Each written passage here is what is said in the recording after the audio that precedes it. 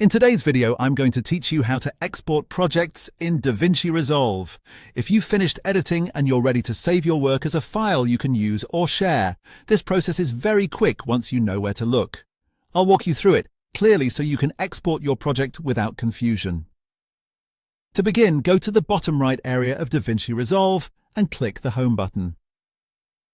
This takes you out of the main editing workspace and brings you to the panel you need for managing your project options.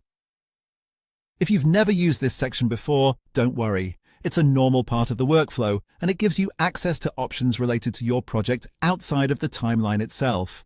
Once that panel appears, look toward the bottom left side of the screen. You'll see the Export button there. Go ahead and click it. This is the option that allows you to create an exported file from your project, which is useful if you want to move it, back it up, or use it somewhere else later. After clicking Export, the next thing you need to do is choose a location for the file. This is where your exported project will be saved on your computer. Take a moment here to pick a folder that's easy to find, especially if you plan to access the file again soon. For example, you may want to choose your desktop, a dedicated video projects folder, or another organized location you regularly use. Choosing the right save location now can save you time later. Once you've selected the location where you want the file to go, click Save, and that's it. Your project will be exported to that location.